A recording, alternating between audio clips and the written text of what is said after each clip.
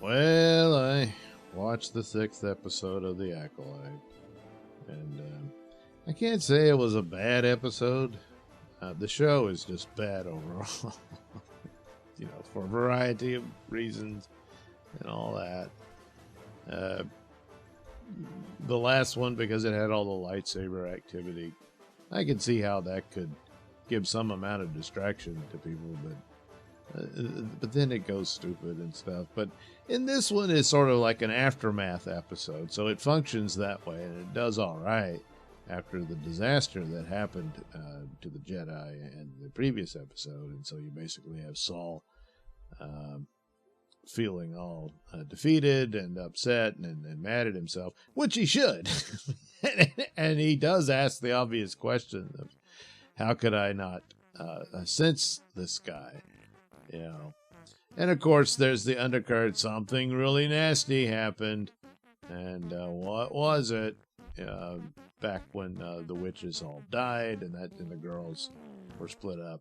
One seemingly dying at the time, obviously didn't, and the other going on to try to be a Jedi, and ended up not working out, and ended up becoming a mechanic who deals with fire in space and puts it out and all that. Anyway, of course, May took Osha's place, and then Osha herself is found by... what was his name, though? He's the master, but I mean, what was... Anyway, everybody calls him Asian Ezra Miller. So, he took her away to some other planet. He's got a little hideaway, and he's trying to win her over by skinny dipping. And he lets her grab his saber and hold it. Anyway, but it's the same Jedi Sith arguments going on there. Even though technically he didn't really say he was a Sith, he said they might think of him as one. So I guess they're out on that one. The other thing is, everybody who's aware of this business, are they all going to die at the end? So therefore, what's-his-face won't have seen it or witnessed it himself, so he'll think the Sith haven't existed for 1,000 years by the time Phantom Menace comes along. Couldn't they have just said he was like of the same species of that guy and not be the same one, because they had to retcon his date of birth? You see, it's things like that. Just ignore that. The photography is usually pretty good. Some people are saying the sets look cheap, but I've seen cheap sets. These are not so bad. Again, Obi-Wan was the worst of, just presentation-wise, and a lot of, course, overall story and, wrecking canon and all that. But in and of itself, and jumping around, what is May's deal? She was all set to turn herself in. This big blow-up happens. She is nearly arrested by the Padawan girl, and fights her. I mean, wasn't she supposed to surrender? And now she's plotting to kill Saul again, but this time Saul figures it out. So there you go. That's okay. I thought he was saying like he was so guilt-ridden and conflicted and whatnot, so that he was unaware of his force powers and whatnot, and that the little beaver would figure it out. The beaver is aware that she's not Osha, but nothing really comes of that. She has Osha's little pocket droid reset his factory settings to use him or whatever and all that. Anyway, Leslie's wife becomes aware that there was a massacre on the mission, so they decide to mount a rescue team, and she's got a little flunky sidekick guy there to look more impressive next to him, which begs the question, why even bring him along? Well, that's why, of course, but I mean, thinking it through and story-wise, because she kills one of the bugs with her lightsaber, and he's like, which is odd, because another thing is that she was asking him, what do you see? They're surveying the scene of the attack, and there's all these dead Jedi everywhere, and he's able to get glimpses of what actually happened, with his senses in the Force, and yet his Jedi senses didn't tingle when the nasty bug was flying by.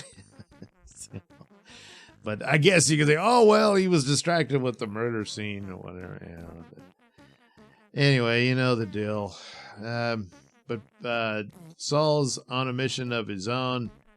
And I guess eventually you find out what really happened.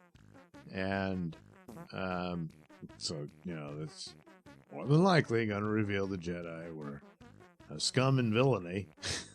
And then there was a cover-up afterwards. Even from each other, so people, they can continue on with this idea that there's no Sith out there and all that. So,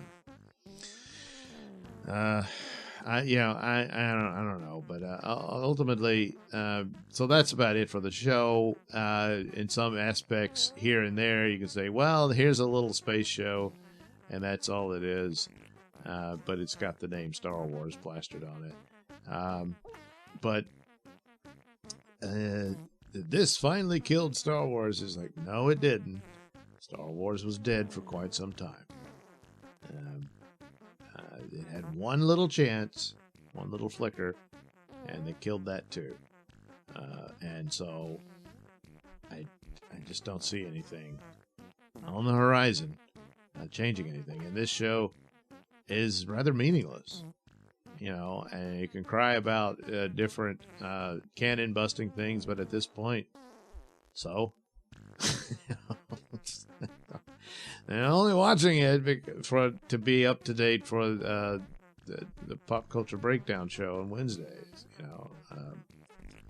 That's about it. Because it's, it's almost like if this show would really be good, it was like a really compelling, this mystery that the Jedi had to solve and all that sort of thing, and it didn't break any canon, there was none of that kind of stuff, all of that, and it would just be like, that's a damn shame that this thing was wasted on this dead franchise. Because even like I keep praising Andor, which is a very good show, very well done, very professional, but all for all, it probably would work much better if it was not a Star Wars show. So one good show won't do anything really. At one time, as I thought, The Mandalorian says, well, if they had this Space Cowboy show, and maybe that'll do good on its own for itself. But that's not really in the cards anymore. There's been too much crap, too much nastiness, promotional campaigns based on skin and genitals and nothing else, for the purposes of preemptively attacking people who may call out that, hey, you didn't do a good job. And all that, and years of this now makes it very difficult for anything to get off the ground and be given a shot. Such is not the case with the Acolyte. It's not a good show. It just isn't. There's little things here and there, and all that does is say, boy, you could have, but they didn't. And kind of makes it worse if it was just bad all around.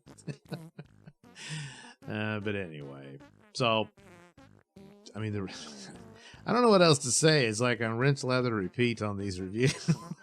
So, that'll be the next one. It'll be a minute-long review. There you go. I guess the previous one to this one is probably their better efforts of the series. But again, that's not saying much of anything.